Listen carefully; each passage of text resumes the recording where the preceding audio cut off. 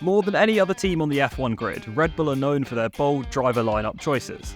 It seems for now that Perez will be locked in at least until the end of next year, so for this video we'll be theorising on a potential 2025 seat change.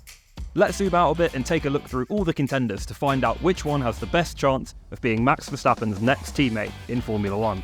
I'm committed to McLaren. Lando Norris has declared openly for the last few years as questions about his future have become ever more prevalent in press conferences. On some level though, when looking towards his closest allies in the paddock, Lando must see that Alex Albon got his chance, albeit too early, George Russell stuck it out with Williams after winning Formula 2 to earn his seat down the line with the factory Mercedes team, Charles graduated early from the junior classes, spending his first year in Formula 1 as a backmarker Sauber before getting the call up to be Ferrari's next prodigy. So when's little old Lando going to get a chance?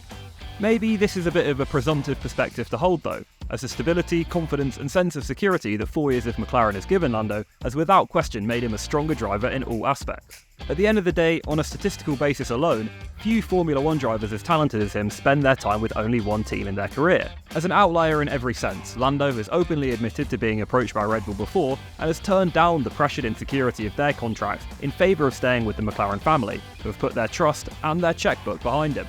When McLaren's current uptick in form in Formula 1 is factored in, maybe Lando's hypothetical move to the Red Bull family is less realistic than it was a few months ago. So who else is on the cards? At the very minimum, Daniel Ricciardo is back in the Alpha Tauri for the remainder of this year, and with Max's championship all but signed and delivered, his return is one of the main storylines we have to follow in the second half of the calendar. It was reported at the time that the decision to bring Daniel back into a race seat was made by Marco and Horner extremely quickly after the lap times from his Silverstone test demonstrated that his underlying talent behind the wheel hadn't gone anywhere in his time away from the Red Bull family. Similar in many ways to Russell's stint with Williams, despite the evident differences in age and career context, Ricciardo's seat in Formula 1 is for him a means to an end. For Ricciardo to turn Alpha Tauri's fate around this year would surely put him at the top of our list of contenders. The question remains though, will a 10th or 2 on his teammate, the occasional point-scoring finish and the marketing value that he brings to Red Bull as a whole be enough to put a big money contract on the table before another younger, faster, cheaper contender comes along to pull the seat out from under Daniel Ricciardo? So Yuki Tsunoda then, the fast-ish, rookie-ish Japanese driver entered Formula 1 with somewhat of a hype train behind him and plenty of support from his home nation. As a multiple-time winner and pole sitter in Formula 2, and now a teammate to Daniel Ricciardo, Yuki has not quite captured hearts and headlines in the same way as other rookies in his age bracket like Oscar Piastri, but he has swum where others have sank like Nick de Vries. However, recently, the team itself has been one of the weaker outfits in Formula 1, which is particularly ironic given Alpha Tauri's dreams of success in the fashion world via €100 t-shirts. One problem for Yuki is though that if he beats out Ricciardo during the remainder of this year, it could to a larger extent reflect poorly on Ricciardo than positively on Tsunoda, and overcoming this cognitive bias may be a greater challenge than anyone on track.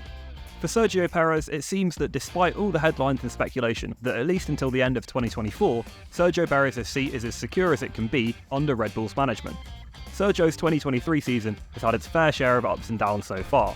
That downside coming with his streak of 5 consecutive races without Q3 appearances.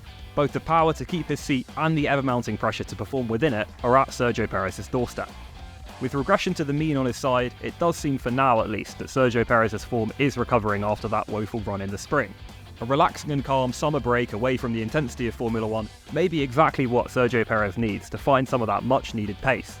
It should also be mentioned here that part of the theory behind Ricciardo's return was not only to give Ricciardo something to work towards with that top Red Bull seat, but also to demonstrate to Sergio that the team can and will find a replacement for him promptly if his poor performances perpetually plateau without progress.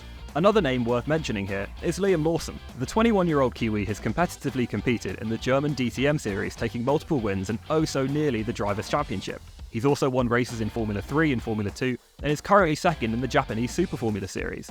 Success in Super Formula is something that to the untrained eye could sound like an inconsequential factor in driver market decision making. However, Pierre Gasly, a former holder of that infamous Red Bull second seat, noted his own success in Japanese racing as a key factor, both in his personal development as a young man and also as a budding open-wheel racing driver. Liam bringing that title home to New Zealand at the end of this year could certainly secure his drive in the Alpha Tauri next year and in turn set him up with a chance for the top pulls in 2025. Now moving on to the wildcards, you've got Oscar Piastri. He must be thinking, anything Lando can do, I can do it faster. If Lando's risk aversion is going to keep him away from a 1-year, performance-conditional Red Bull contract, then Piastri could very well be the one to take that opportunity out from under him.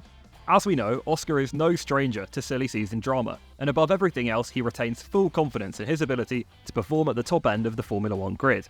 Whether he can usurp both Lando Norris and his comedically inclined countryman Daniel Ricciardo as Red Bull's next second driver is one of many unanswered questions in this video. Up until this point, Alex Albon seems to have expressed very little interest in returning to the ranks of Red Bull. But as he continues to show his class as one of F1's brightest young stars, both the temptation of champagne-filled Sundays and the accompanying performance bonuses on offer by Red Bull may start growing in their influence on Alex's future decisions. And Charles Leclerc, at present, is a committed Ferrari superstar. Breaking through in 2019 with wins in Belgium and in front of the home crowd at Monza, Charles' stardom was cemented among the Tifosi from the very beginning. Since that awesome start though, as was the story with Alonso and Vettel, the protagonists did not get their storybook endings. Loyalty and romance will not get you very far in Formula 1, and it may be time therefore for Charles to jump ship and start the fight that everyone wants to see. Ayumu Iwasa, Dennis Hauger, Enzo Fittipaldi, Colton Herta and Alex Palou are all two notable mentions in this analysis. Depending on who among them can rise above the others over a season's distance in their respective categories, they could each have a role to play in the denouement of this grand tale. So who do you think will be the ultimate victor in this battle? Is it one of the obvious frontrunners, a young up-and-coming star, or someone entirely different to the names that I have mentioned? Let me know down in the comments and make sure to subscribe for weekly updates from across the world of Formula 1 from us here at the Crash.net team. Check out our website for written coverage across the motorsport world and our MotoGP pages too if you enjoy your two-wheeled action. Thank you for watching.